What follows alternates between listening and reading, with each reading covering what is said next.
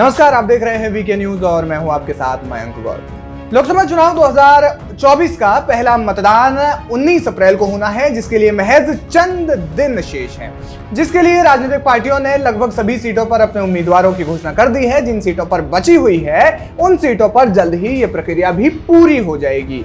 ऐसे में उत्तर प्रदेश की कई सीटें ऐसी है जो हॉट सीट बनी हुई है, जिसमें कि समाजवादी पार्टी और बीजेपी के बीच में सीधी टक्कर देखने को मिल रही है। कांग्रेस का उत्तर प्रदेश में बहुत ज्यादा नाम नहीं चल रहा है, क्योंकि अमेठी सीट पर घोषणा नहीं हुई है, रायबरेली सीट पर घोषणा नहीं हुई है, जो सीटें गांधी परिवार के अक्सर पास ही रहा करती थी। हालांकि अमेठी सीट गांधी परिवार से छिन चुकी है 2019 में। इसके अलावा कई और सीटें हैं और एक राजनीतिक पार्टी ऐसी है जो कि मेन स्ट्रीम मीडिया से लगभग गायब नजर आ रही है। पार्टी है बहुजन समाज पार्टी।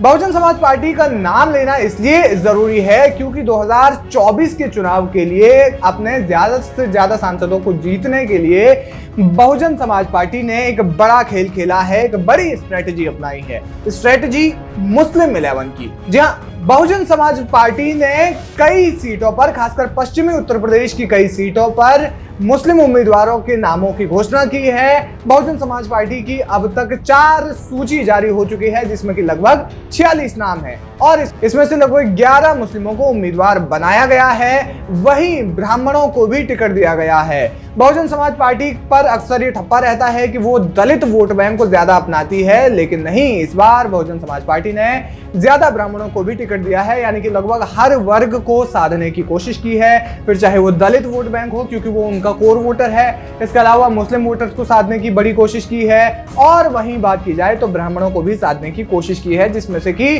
कई ऐसे नाम हैं जो कि सीधे तौर पर बीजेपी को तो नुकसान पहुंचा ही सकते हैं, लेकिन उससे ज्यादा समाजवादी पार्टी को नुकसान पहुंचा रहे हैं। आपको बता दें कि मुजफ्फरनगर सीट पर दारा सिंह प्रजापति को टिकट दिया गया है, जो बीजेपी के संजीव बालियान को कड़ी टक्कर दे सकते हैं, और इसी सीट पर हरेंद्र मलिक को समाजवादी पार्टी ने टिकट दिया है, जो कि जाट वोट बैंक जहां पर अपनाने की पूरी कोशिश की गई है। इसके अलावा जौनपुर में बड़ा खेल कर दिया है बहुजन समाज पार्टी ने। जौनपुर में धनंजय सिंह की पत्नी श्रीकला को टिकट दिया गया है। वहीं बात की जाए सहारनपुर, संभल, रामपुर, अमरोहा, आंवला और पीलीभीत समेत जो तमाम हॉट सीट है, इनकी बात की जाए तो यहाँ पर 11 मुस्लिमों को उम्मीदवार बनाया गया है। मतलब इन सभी सीटों की अगर हम बात की जाए तो ऐसी ही कई सीटों पर, यानी कि 46 उम्मीदवारों की जो घोषणा की है उसमें से 11 अकेले मुस्लिम है। समाजवादी पार्टी की जितनी भी लिस्ट आई है उसमें से इसकी तुलना में मुस्लिम उम्मीदवारों को कम उतारा गया है। जाहिर है कि समाजवादी पार्टी इस समय हिंदू वोट बैंक की तरफ थोड़ा सा ज्यादा फोकस रखना चाहती है।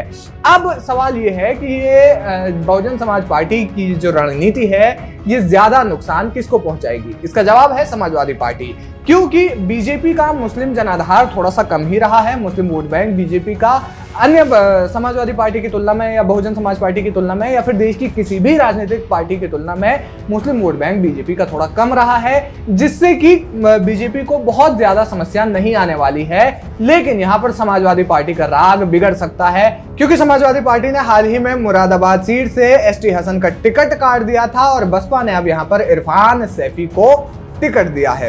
समाजवादी पार्टी ने कम मुस्लिमों को मौका दिया है। आपको बता दें कि 2019 की अगर हम बात की जाए तो 19 के लोकसभा चुनावों में बहुजन समाज पार्टी की करीब 10 लोकसभा सीटें थी, यानी कि 10 सांसद बहुजन समाज पार्टी से जुड़े थे।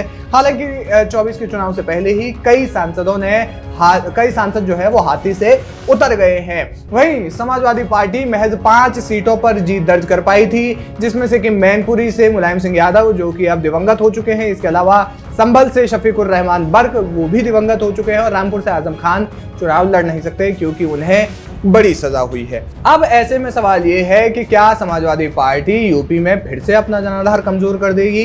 इसका जवाब है हाँ भी और ना भी। हाँ इसलिए क्योंकि बीजेपी ने इस दौरान उत्तर प्रदेश में जिस तरीके से राम मंदिर का मुद्दा जो है सबसे ज्यादा उछला था, उसकी वजह से हिंदू वोट बैंक बीजेपी की तरफ थोड़ा ज्यादा सरक गया है। वहीं बात की जाए जाट वोट बैंक की, तो जाट वोटर्स जो है वो बीजेपी से थोड़ा खफा नजर आ रहा था, लेकिन बीजेपी ने आरएलडी को अपने खेमे में ला करके आरएलडी को एनडीए के साथ चुनाव लड़ाने की जो घोषणा की थी, उसके बाद से जाट वोट बैंक को बीजेपी ने लगभग साधने का ये प्रयास किया है और माना जा रहा है कि ये बीजेपी की बड़ी पहल हो सकती है, बीजेपी को बड़ा फायदा दे सकती है। ऐसे में ये जो मुश्किलें हैं कांग्रेस के लिए तो होंगी ही होंगी, लेकिन साथ ही साथ समाजवादी पार्टी के लिए ये मुश्किलें उत्तर प्रदेश में ज्यादा बढ़ सकती है।